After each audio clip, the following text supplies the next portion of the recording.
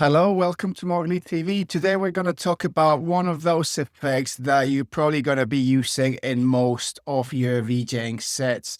That is Bloom. Let's get into it. Bloom is basically like a glow effect. It'll take the lighter parts of your video clip or generative content and make it glow. You've got some control over how far that goes and the threshold at which it starts glowing, together with some other controls to tweak it to your liking. It's extremely handy, not just to adjust the brightness of some clips that you might be playing, but it's also really good at creating special effects and adding spark and vibrancy to your clips, either ongoingly or based on the FFT or BPM. Let's have a look at it. So here we are in Resolume. I've got this clip from my VJ Pack cassette, which is available on Gumroad, link in the description. And actually, this is a really good pack to showcase the kind of stuff that you can do with Bloom. They're building blocks to create different styles. You can actually create very different things with these kind of clips, which are very minimal and quite simple. So we've got this clip here, and I've got a Bloom here that I've got switched off, which I'll show you in a minute. But let's just look at the controls that Bloom comes with. So let's just drag it across. And you can just barely see it now. It's just flattened out a bit, the lighter bits from the clip. So let's go through the settings. You've got your default opacity, so that will define what the opacity of the effect is. The amount, which is quite self-explanatory, how much of the effect you're applying to.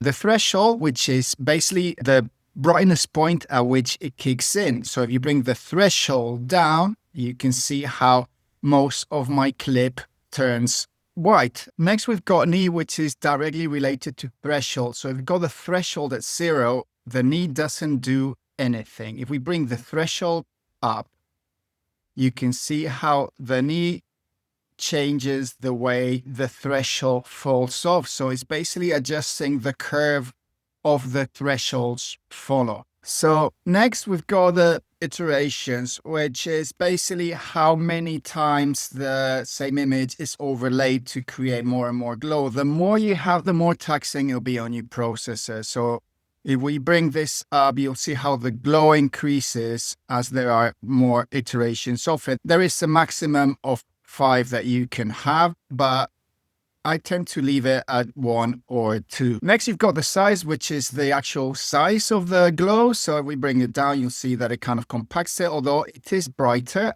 than it was. So if I stop it, so as you can see, it's doing something. So you can use Bloom effect in ways that don't necessarily create that glowing feel, but just to brighten up certain parts in the way that you might be using levels or contrast, for example. So it's quite a versatile effect. Don't just think that it's for making things glowy. It's also for adjusting the vibrancy of your image. So if we turn that back on again, so yeah, you've got that size. And the next is the Gaussian, which is the blur that gets applied. So if we bring that down, you see this no blur at all. And if you bring it up, there is a lot more blur. So with all these settings in mind, let's adjust this to something a bit more subtle that could be used to just enhance your clip a bit. Maybe the threshold. So that could be something that you want to add to your clip just to enhance how bright it is. I mean, this will depend on what the rest of your composition has. You might want it to stand up against the background. So it can be very handy for that. We switch it on and off. You see it's a very subtle effect, which, as I've said, can be very handy to adjust overall contrast of whatever you're playing. If that is what you're doing, it might be a good idea to put the effect on your layer so that, let's say we've got all these different clips here. If I had put this effect on the layer, then I don't have to tweak each one of those individually. I can adjust their colors all in one go by going to the layer. Again, if what you want to do is adjust the whole composition, you can put it on the composition. I've got a whole video about where to place your effects in Resolume. I'll link to it above.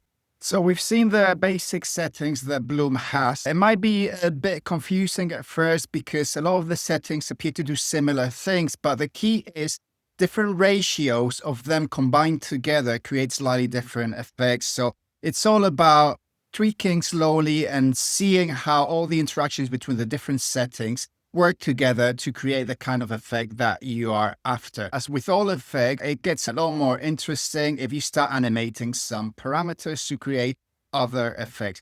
Bloom can be extremely handy to enhance the motion and the impact of your clips. Let's go into Resolume and have a look at some examples. So here we got that clip again. As you can see the motion, as you stop it for a second. So that's the beginning of the clip. So it kind of disintegrates and then reforms, having that hit at the beginning there. If we play, you'll see that's the impact. So you might want to synchronize that impact with the kick drum, for example.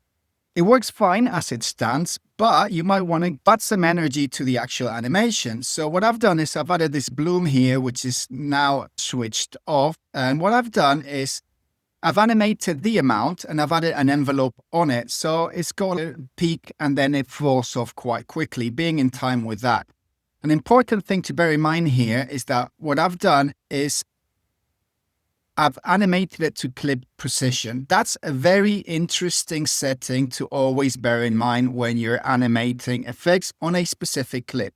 Clip precision means that the speed at which this effect is going is directly related to the playhead on the transport. So if you want to tweak the effect according to the timeline of the clip you're playing, that is the setting that you need to use. So the beginning of your animation will always be the beginning of the clip. Now let's switch it on and see what that looks like.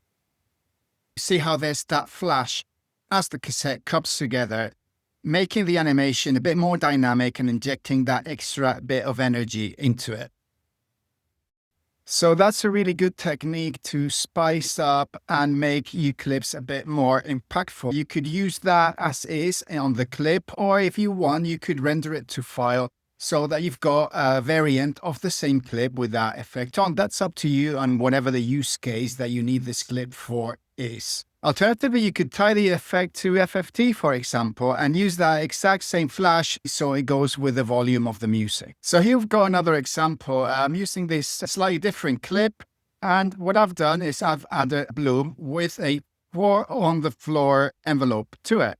So basically now that is flashing to the beat of the music, and this is very handy to just get things in sync and add that extra bit of synesthetic effect to any clips that you might be using. Here's another example. I'm using the exact same clip with the exact same settings. I've just changed the envelope to a digital one, so we get this kind of strobe effect, which if I speed up, you can see that you get this kind of laser stop motion strobe-like effect. So Bloom can be utilized to create very custom strobe effects as well. Bloom is extremely versatile. And to finish off, I'd like to point out how Bloom is one of the tools that I almost always use when I'm creating generative content within Resolume. It's basically the tool that you want to use when you want to illuminate whatever it is that you're doing. Whether it's to create a neon effect or a strobe, as I mentioned earlier, Bloom is one of those effects that you'll keep coming back to.